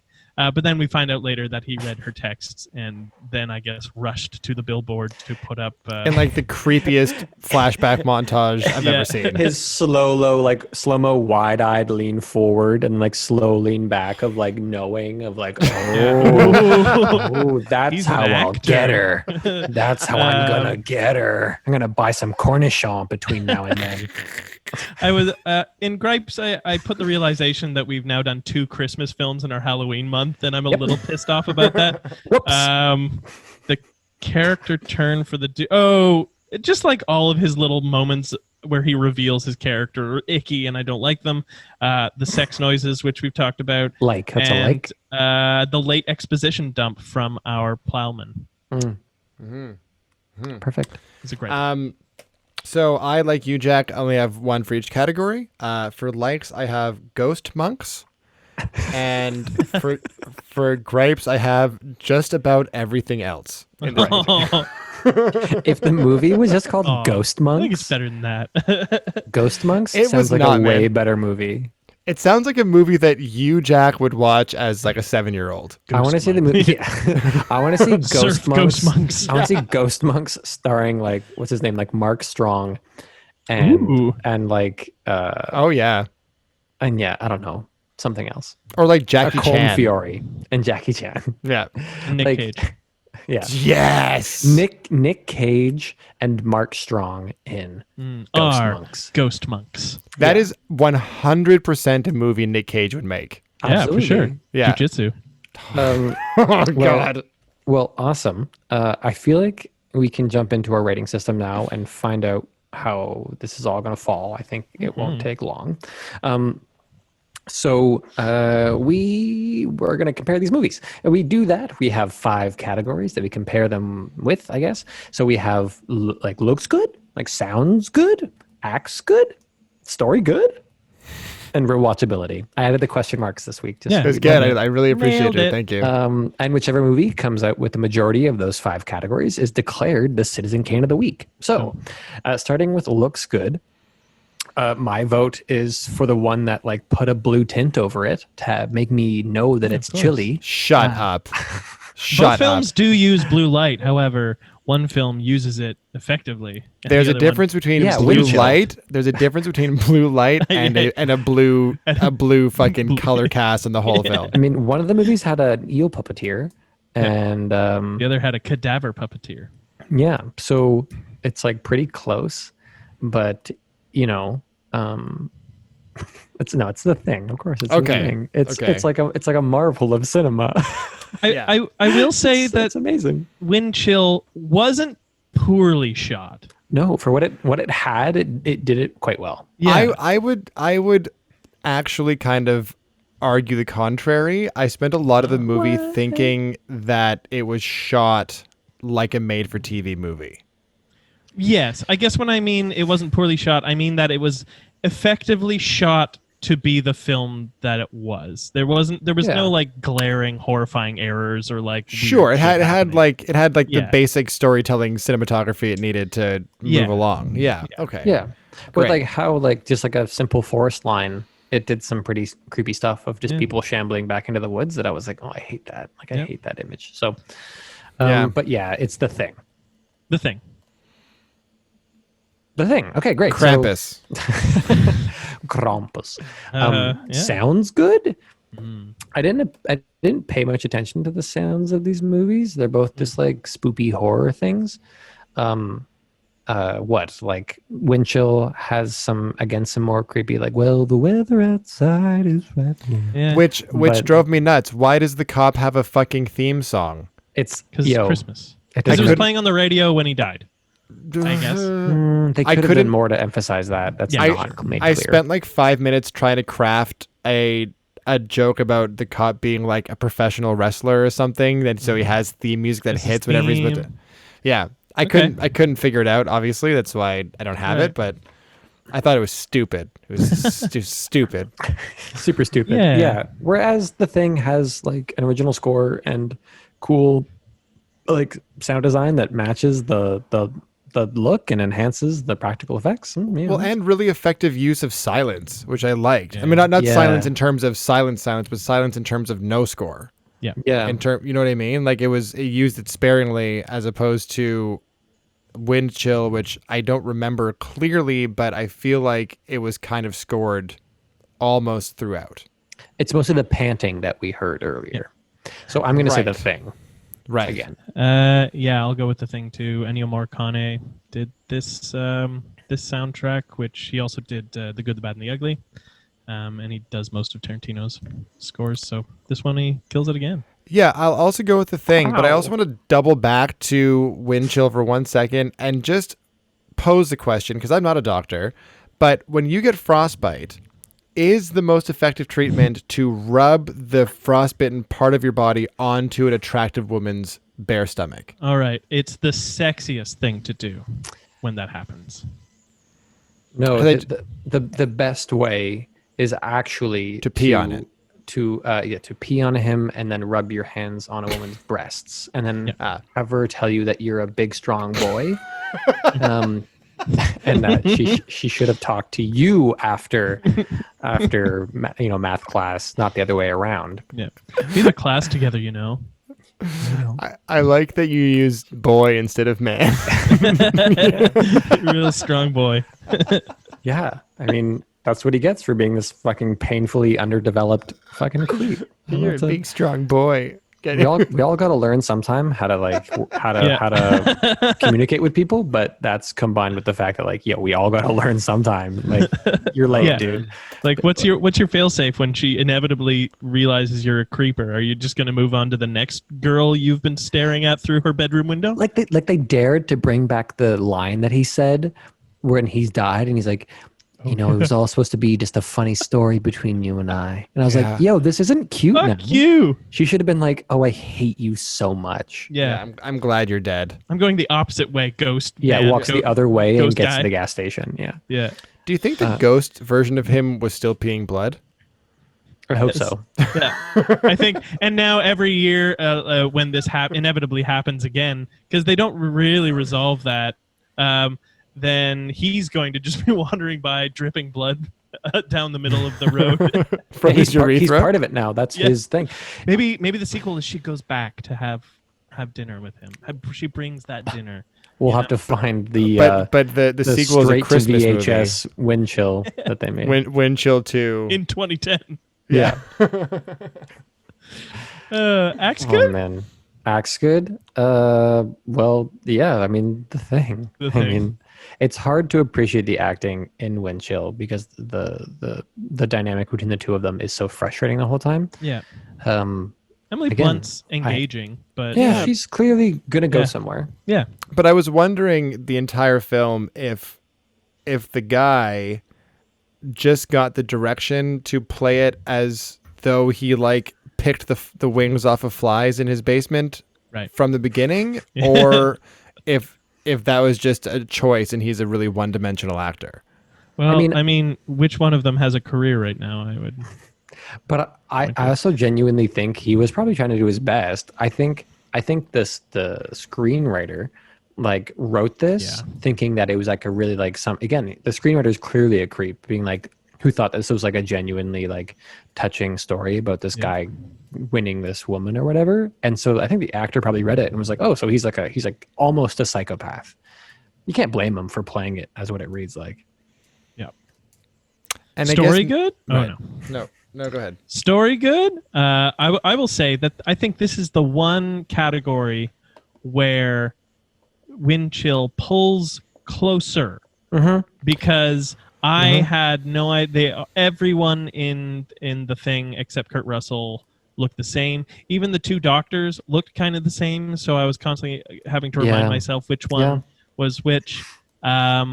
It does fail a little bit to let you know who people are. Just a little bit more. They miss character moments. So by the end, like when people die, I'm not really invested too hard in them because I don't really know who they are, what their function is, except dog keeper guy and pilot Kurt Russell. Yeah. And best friend Chains. Yeah. Right, But Patashnik. But Wind Chill also becomes a garbled mess of a film as it approaches its climax and is incomprehensible from that moment on. Yeah. And so The Thing. The Thing. Even though flaming ghost cop freezes man, I mean that's good writing after the ghost that- priests. That's That actually is- the stage direction in this. Yeah. Ghost Cop man freezes. Wait, what was it? Flaming ghost cop freezes man after ghost priests walk away. That's just a headline from like late 2021 during the Civil War. Okay. Yeah. From So, late yeah. 2021 Yeah. during the Civil War. I'm saying that We're going to have a Civil War next Not year. we. But they. it's a joke gone awry. Joke gone awry about rewatchability. So story good also to The Thing and rewatchability to The Thing. Like The Thing. part of me actually wants to watch this movie again and see if I pick up Yeah. on like Dan, that little moment that you mentioned of the guy kind of making that face. Like that's not as in my mind as it is for you. Oh, I thought it was brilliant. And I want to see that kind of stuff. I want to Let's have The Thing party when we can. once you know, I think once you know which certain people are infected in the end, you can go back and watch and wonder when it happened and if you can clock when they've changed. Although that'd be fun. I think you'd be hard pressed to actually find those Easter eggs in the movie. I don't think that they actually planted them. I think that it's supposed to kind of just be random. Unfortunately, mean? that is the case. Yeah. That's the frustrating part with the story, like you say, Sean, of where it like pulls a bit more Yeah. weight. Whereas like And I the know- thing would be awesome if there were more scenes of this people like having little interactions and like being forced to separate out into pairs and then being like, Yeah. oh shit, so what did that separation mean? Well, it didn't I- mean it for them, but yeah. I know the actors discussed amongst themselves, like, oh, so do we know, as when we are the Thing, do we know we're the Thing? And Yeah, which was very clear. Carpenter was like, oh, that doesn't matter because they mimic us so perfectly. You like don't think about it. Just be the actor in the scene, and don't think about being something else. I don't know how I feel about So that. essentially, yes, because that's how they played it. Is like, which I thought was actually kind of cool. Which is that there was a bit of concern on people that like they were worried for the people that were still human. It worked that like with like chains or whatever, he breathes a sigh of relief. I think it's at him for it, or when like when it comes up negative, he's like relieved because he's like it's that thing of like, am I infected? Like the people who aren't infected are like, I want to believe that I'm human, but. Yeah, I never really actually put that together. When Chain sighed, I was like, well, why wouldn't you know if you were the alien or not? But I guess you wouldn't, because I think all you would be kind unsure. of separate things, right? Yeah. Oh, good job, movie. It was a cool touch. I really liked that they were like losing their minds in terms of like, Nice. maybe I'm the thing. So anyway, story, rewatchability, everything. The thing is awesome. Yeah, the thing was awesome. The thing is awesome. That's why it's a classic, because it's a classic because it's great, not because it's like of the old era and is like considered a classic. It's a classic because it's incredible. Now, I wonder though, with some dumb stuff, but it's like great. because for me this movie was awesome almost purely because of the visual effects that it has. Mm-hmm. So I wonder if this movie would be as effective if not as effective but as enjoyable if the practical effects were less. Oh no, probably not. No, it wouldn't at all. Yeah. It would still beat Windchill though. It would be yes, it would. Yeah. It would be a cool story about paranoia and trust and like viral infectivity, but it wouldn't have a lasting legacy like it does now. Yeah. So Citizen Kane of the week goes to Spoopy laugh. I was just thinking about, do I want to put this? Never mind. Oh, sorry. Go. I said the thing like as you were talking, but it's the thing. It's the thing. Very obviously the thing. Yeah. I was gonna say I'm not sure if this particular pairing calls for the witch cackle instead of the drum roll, because I mean I guess Windchill is spoopy, and it is our spooktacular month. Yeah, I loved it. They're soft in their spoopiness, but it's good. We have a variety of things. But maybe next week it will be different. Oh yeah, what's the deal with next week? What are we watching? So part of the reason I was on my phone is because I forgot. I've been very busy this week, so I forgot to secure this. So I was texting Rob. Great, good. Thanks, Jack. But, you had one job. Nailed it. but I did it. So Nice. We have next week. Ideally, unless something goes horribly awry, a friend of mine, of Sean, Dan, you haven't met him, I guess, but his name is Rob Feedham. He's a podcast of his own, so he's going to come be a guest on our podcast, which is really exciting. And he's a big like horror movie fan, and so we thought it'd be fun for our final pairing, just to give over the reins to him and let him pick the movies for next week, and then he's going to come be a guest next week. And have some fun with us. So I haven't watched this video because I wanted it to be a surprise too. I don't know what he's going to say. Hopefully he's going to say hi, but he might just say two movies. I have no idea what this is going to be. So we're gonna find out now. Yeah. Okay, here you go. This is Rob saying something. Hi, I'm Rob. My choices, my Halloween movie choices are Black Christmas and Jack Frost. Not the Jack Frost you're thinking. The more bloody Jack Frost. It's a bit of a bloody Christmas. That's hilarious. God damn it. That's so funny. That's so funny. He had no idea. Majority of our Halloween movies are Christmas horror films. Okay. Oh yeah, for clarity, love it. This is Black Christmas is from the 70s, and Jack Frost is from 1997. Jack Frost. This is the poster. Yeah. And it says he's killing and he's chilling. Yeah. Oh my! Sorry, that's the one from the 90s. No, Yeah, that's the schlock film. That's the schlocky one from the 90s. Oh, I've heard so much about this film. Okay. So we're gonna do Black Christmas versus Jack Frost. So I guess we're doing another fucking our first spoopy October. Spoopy Christmas month. Christmas month. Christmas All right, because that's October. good. Because I was going to suggest to you both that we not have an entire month of Christmas, that we just do one really good Christmas episode, and we don't just submerge ourselves into Christmas for We December. should do It's a Wonderful Life versus something. Yeah. But a good Christmas month might be fun. No, I I will don't wanna throw watch that many. myself off a bridge. There are If I only had- like 6 worthwhile Christmas movies anyway, or something like that. So Yeah. Love Actually versus What about the Grinch Christmas versus? Prince.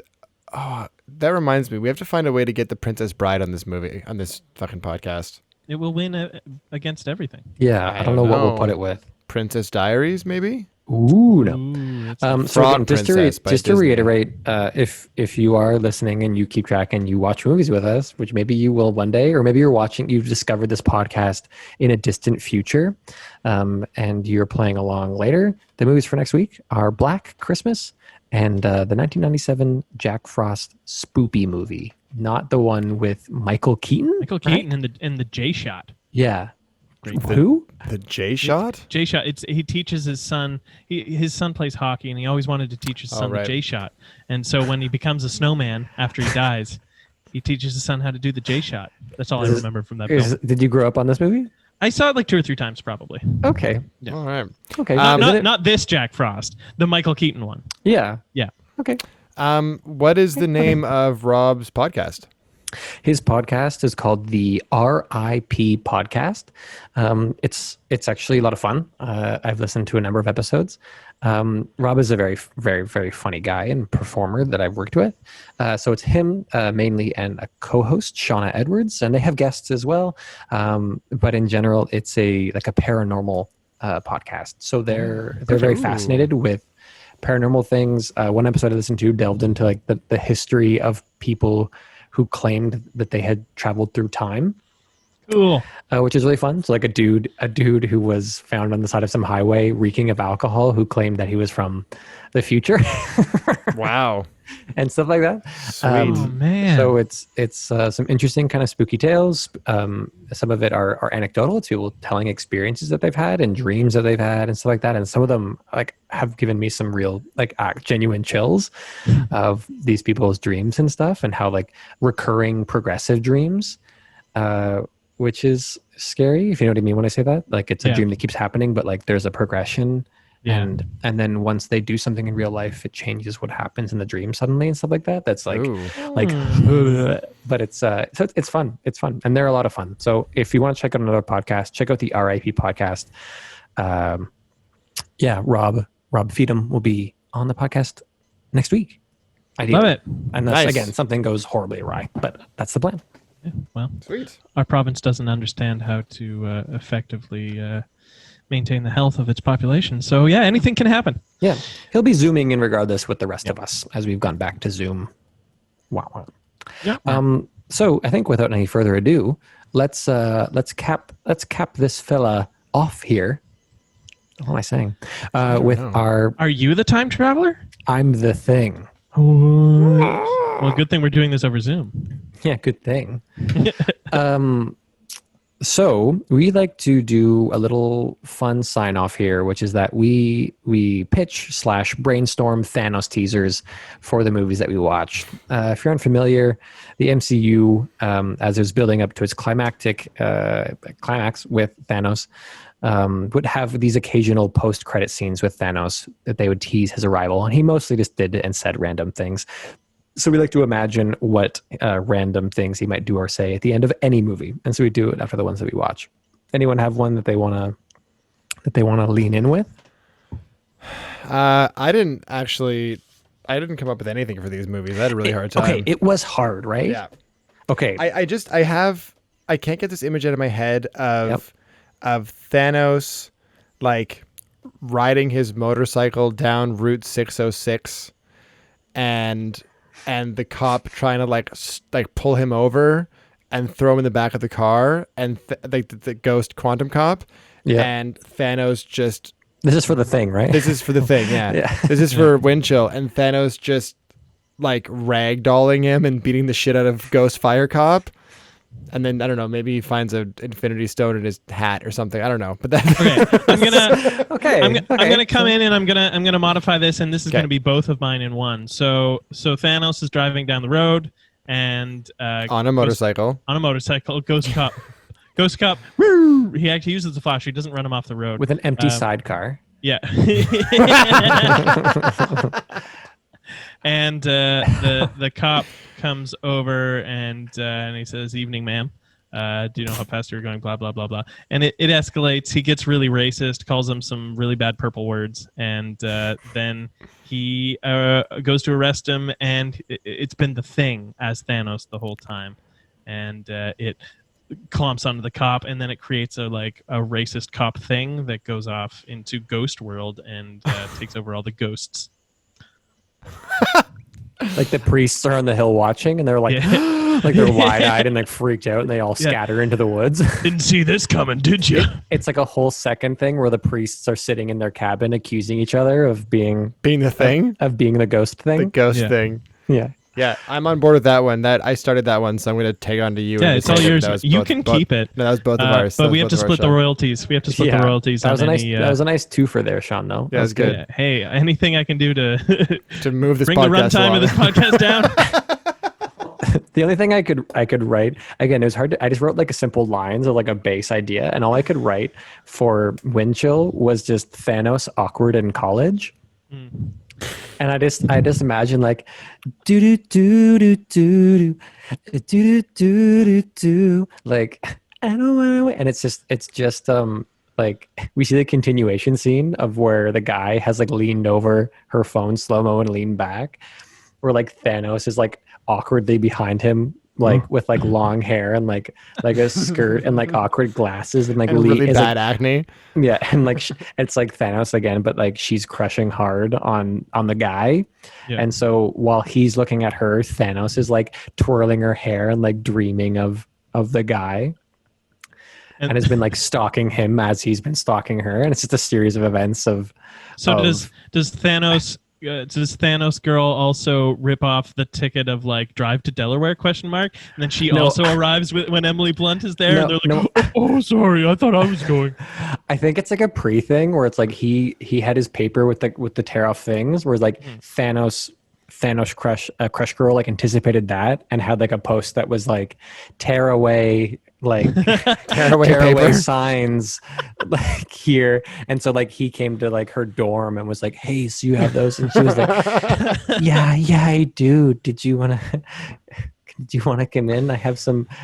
Like it was actually Thanos who like stalked her to find out her favorite foods for him. Like that's how he found those out. Like it was like I hear She wingman for him. yeah. Yeah. All right. Like it's very convoluted and weird, but elaborate. and it's all like the whole thing is just underscored with like do do do do do do, and it's just I don't know how it ends either, but that's it. There's no Infinity Stone and there's no tease to anything. It's just Thanos awkward in college. That's it. Right. Love it. Yeah, That sounds like a great like late '90s sitcom. yeah, because this movie reeks of the '90s. Yeah, like a Yeah. YTV sitcom. Yeah. Yeah. Thanos awkward in college. Yeah, Yeah. Thanos on Breaker High kind of thing. Yeah. Yeah. Beautiful. Did anyone have? I mean, you had the twofer for the Thing. Was that twofer. all you were gonna say? That is all I was going to say. Mine was again, going to be something about Thanos being the Thing or something. So just I pass. Nailed it. Which rich it was actually really hard to think of them for these movies. Usually Yeah. there's like a little bit of an idea that you can spin off of, and I was like, oh man, I'm like Okay. all I could write is the Thing is Thanos's pet, maybe. So Like here's the Thing. Okay, go ahead, Sean. Go ahead. Whatever. this fuck might not me. be funny. Sorry. Oh no, go ahead. I apologize. No. I'm being I wasn't. I was. That's it. We can spin No, off that I'm later being or rude, not. though. Do your thing. Do your not funny thing. Okay. This better be funny. So Thanos' ship comes crashing in through the atmosphere and lands in Antarctica, right in the same spot that the Thing ship is. And he's like, "Oh no!" And he's trying to get it out of the snowbank, and it's hard. And then, woo, a cop spaceship pulls up, and there's a racist cop inside the spaceship. And he gets out. He kind of like hovers over to Thanos' ship. He's like, "You know how fast you were going up there, bud?" And A lot of accidents been happening around these parts. a lot of spaceship accidents happen around this neck of the galaxy, you know. And that's as far as I want to go. This neck of the Milky Way. Yeah. I think that's just far enough, Sean. So it's another Wind Chill Thing twofer. It's another twofer. Perfect. Wow. I like I it. remember when you like weren't good at these, Sean, and now you're like the reigning champ, Yeah. Well, I don't plan them. and that's the secret, I think. We've really innovated with the 2-for-1. Can you imagine like each movie has like a thing that randomly reflects a different movie in the post credits? So you're like, is this referencing 2007's Wind Chill? Yeah. Yes. How'd you know? Wait a second, that movie hasn't been made yet. Oh my god, this movie's the thing. Great. End of podcast. That's it. yeah. I think we're done. I think we're done. For anybody who's still listening, thank you so much for listening. We really appreciate your support and your viewership. If you want to hear more of this podcast, you can find us on Spotify. You can also watch us on our YouTube channel, which is Citizen Kane Versus. If you feel so inclined, leave suggestions for movies you want us to compare in the comment section, or send us an email at citizenkanevs@gmail.com. We appreciate any of the feedback you guys have. Feel free to also write your own Thanos teaser and send it in ahead of time for a podcast that we're doing, and we'll read them on the air. So whatever you guys want to do, we encourage you to take part, and we love you, and thank you so much for listening. Yeah, like, share, tell your friends, tell your family. Smash that bell. Bam, bam, bam. I'm waiting for Sean to drop it. Bam, bam, bam. Smash that bell. I was like, is Sean Bam, frozen? bam, bam, bam, bam. Nice. All right, keep me up And